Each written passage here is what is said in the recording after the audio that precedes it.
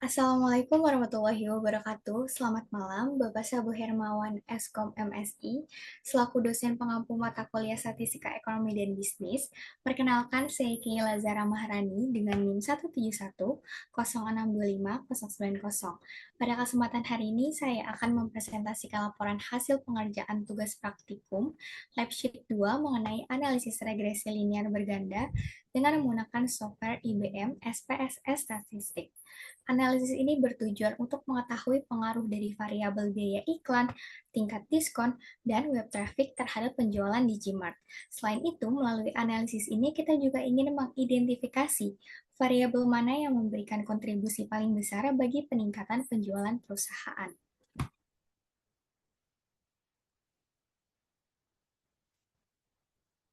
Baik, selanjutnya adalah tujuan analisis. Sebagai sebuah perusahaan e-commerce, Digimart perlu menyusun strategi pemasaran yang tepat sasaran agar anggaran atau modal marketing yang dikeluarkan bisa menghasilkan penjualan yang optimal. Oleh karena itu, diperlukan sebuah analisis yang berbasis data atau data-driven decision dengan meneliti data historis perusahaan selama 20 bulan terakhir. Dalam analisis regresi linear berganda ini, kita menggunakan tiga variabel independen atau variabel bebas yang disebut X, di mana X1 adalah biaya iklan dalam satuan juta rupiah, X2 adalah tingkat diskon dalam satuan persen, X3 adalah web traffic dalam satuan ribuan pengunjung. Dan kita menggunakan satu variabel dependen atau variabel terikat, yaitu Y, di mana Y adalah penjualan bulanan di Gmart dalam satuan juta rupiah. Melalui permodelan ini, kita akan melihat bagaimana hubungan kausalitas antar faktor marketing tersebut dalam memprediksi capaian penjualan. Selanjutnya adalah status kelayakan model. Sebelum melakukan analisis regresi linear berganda, kita wajib melakukan uji asumsi klasik. Tujuannya adalah untuk memastikan bahwa model regresi yang digunakan telah memenuhi syarat dan prasyarat statistik, sehingga hasil estimasinya bersifat akurat, tidak bias, dan dapat dipercaya. Yang pertama adalah uji normalitas residual. Tujuannya untuk mengetahui apakah nilai kesalahan atau error residual dalam model regresi menyebar secara normal atau tidak. Model yang baik harusnya memiliki residual yang berdistribusi normal. Nah, pengujian ini dilakukan menggunakan one sample Kolmogorov-Smirnov test. Berdasarkan output SPSS, diperoleh nilai asim sig 2 tail sebesar 0,200. Kriteria pengambilan keputusannya adalah jika nilai signifikasi atau sig lebih besar dari alfa sama dengan 0,05, maka residual berdistribusi normal. Karena nilainya itu 0,200 lebih dari 0,05, maka H0 diterima dan residual model dinyatakan berdistribusi normal. Hal ini diperkuat oleh grafik normal PP-slot, PP-lot, PP-plot di mana titik-titik data menyebar merapat mengikuti arah garis diagonal. Untuk contohnya seperti ini.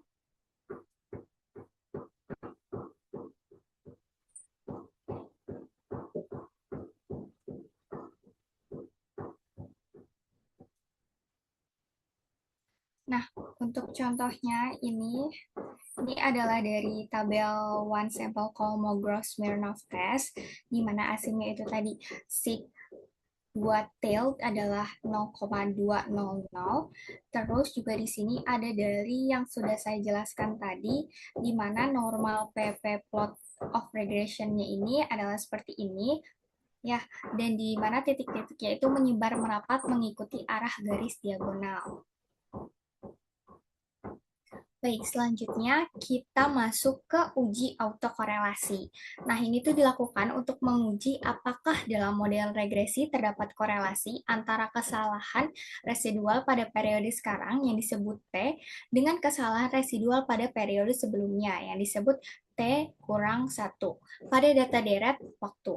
Model regresi yang baik disyaratkan harus bebas dari autokorelasi. Kita itu ngeceknya dengan menggunakan statistik Durbin-Watson pada tabel model summary. Nah, untuk modelnya itu seperti ini.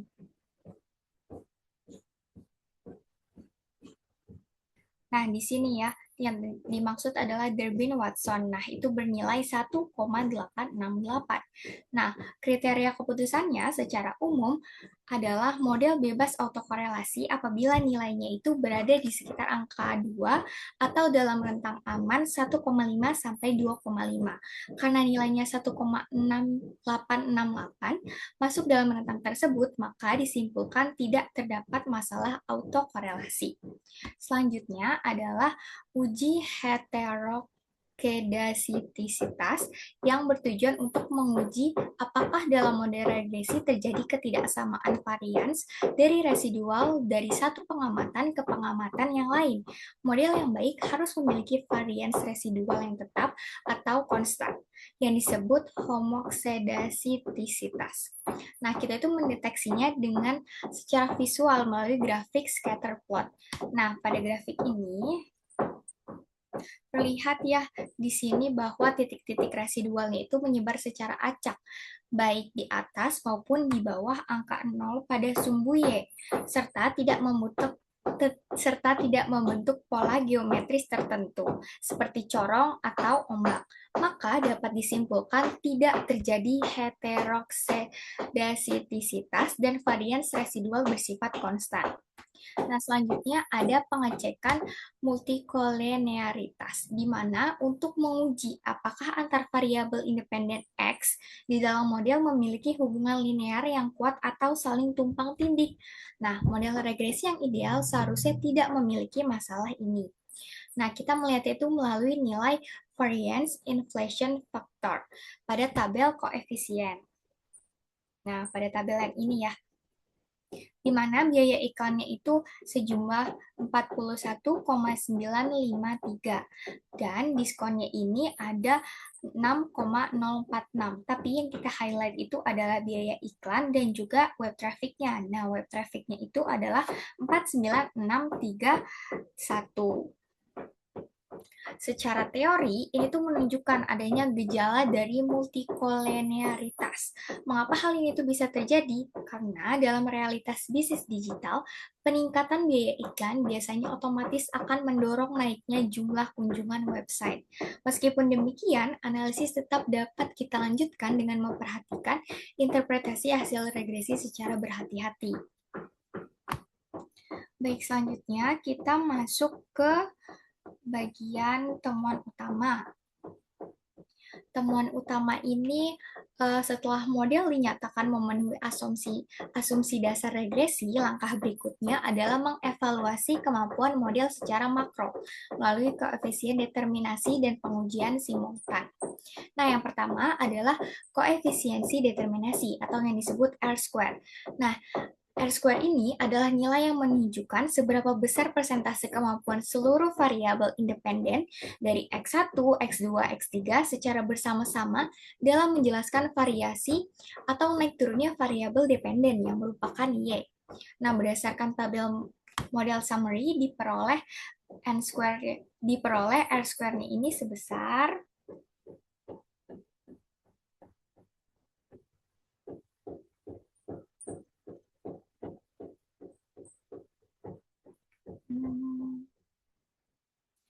sebentar.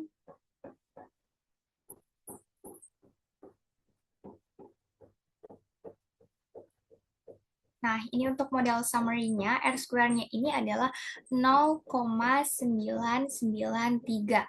Nah, nilai ini tuh kita ubah menjadi persentase dengan mengalihkan 100%, sehingga diperoleh nilai sebesar 99,3%. Artinya, sebesar 99,3% variasi penjualan di Gmart ini dapat dijelaskan secara akurat oleh kombinasi biaya variabel, oleh kombinasi variabel biaya iklan, tingkat diskon, dan web traffic. Sementara sisanya yaitu 0,7% dijelaskan oleh faktor lain di luar model seperti tren pasar atau kompetitor ya. Di sini sudah saya buatkan pie chart-nya. Terlihat jelas di mana strategi pemasarannya sebesar 99,3% dan faktor lainnya sebesar 0,7%. Selanjutnya adalah uji F atau uji pengaruh simultan. Nah, uji ini digunakan untuk mengetahui apakah semua variabel independen secara bersama-sama atau simultan memiliki pengaruh yang nyata dan signifikan terhadap variabel dependen. Nah, kita itu melihat hasilnya pada tabel ANOVA.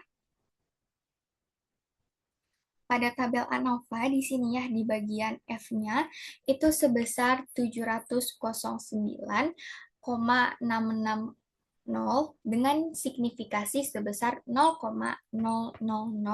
Mengapa saya menyimpulkan pengaruhnya itu signifikan? Karena dasar pengambilan keputusan pada uji hipotesis adalah membandingkan nilai signifikasi dengan nilai alfa sama dengan 0,05. Apabila apabila nilai signifikannya itu kurang dari 0,05, maka H0 ditolak dan H1-nya itu diterima karena nilai signifikasi model kita adalah 0,000. Maka itu tuh kurang dari 0,05. Dapat disimpulkan biaya iklan, tingkat diskon, dan web traffic secara simultan ataupun secara bersama-sama berpengaruh signifikan terhadap penjualan dari si Digimart ini. Nah, selanjutnya kita memasuki persamaan regresi dan uji T parsial.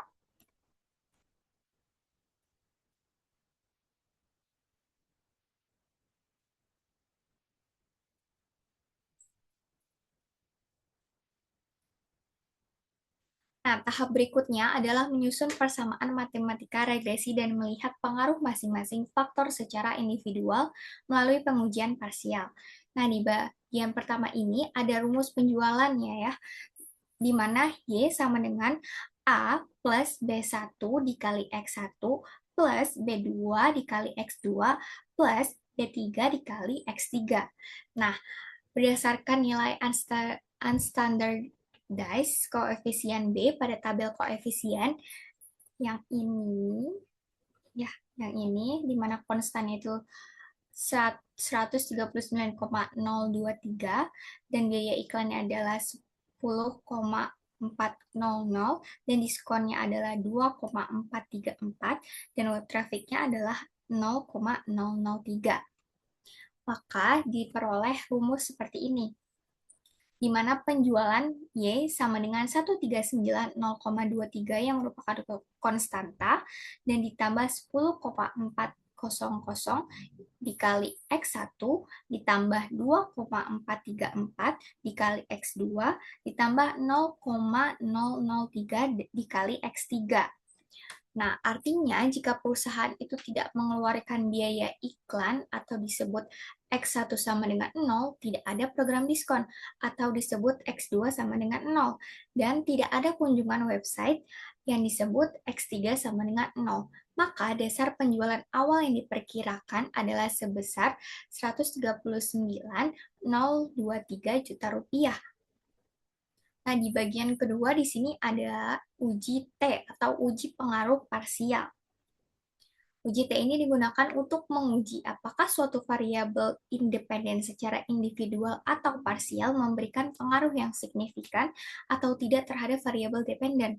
Nah, kriteria keputusannya adalah jika nilai signifikasinya itu kurang dari alfa sama dengan 0,05, maka pengaruhnya dinyatakan signifikan. Nah, kita di sini masuk ke variabel biaya iklan.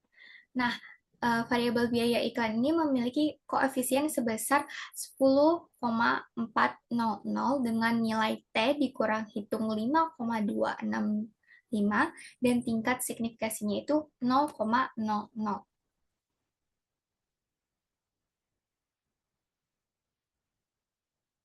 0,00. Nah, berdasarkan kriteria keputusan, karena signifikasinya itu 0,000, maka biaya iklan ini berpengaruh signifikan terhadap penjualan. Secara operasional, artinya setiap peningkatan biaya iklan sebesar 1 juta rupiah diperkirakan akan menaikkan penjualan sebesar 10 miliar 400 juta rupiah dengan asumsi variabel lain tetap. Nah, selanjutnya adalah variabel tingkat diskon, yaitu atau disebut dengan X2. memiliki koefisien sebesar 2,434 dengan nilai T hitung 5,274 dan tingkat signifikasinya itu 0,000. Karena nilai signifikasinya itu tadi 0,000, maka tingkat diskon terbukti berpengaruh signifikan terhadap penjualan. Artinya, setiap kenaikan rata-rata diskon sebesar 1%, maka penjualan diperkirakan akan meningkat sebesar Rp2.434.000. Dan di bagian ketiga ada variabel dari web traffic ya. Di sini memiliki koefisien sebesar 0,003 dengan nilai T dikurang hitung 0,09 dan tingkat signifikasinya itu sebesar 0,993. Berdasarkan kriteria keputusan, karena nilainya itu tadi 0,993, maka dapat disimpulkan bahwa secara parsial web traffic ini tidak berpengaruh signifikan terhadap penjualan. Angka koefisien yang kecil ini menunjukkan bahwa kunjungan website itu tidak memberikan efek dorong secara langsung untuk individu, melainkan perannya itu sudah melekat di dalam performa biaya iklan digital.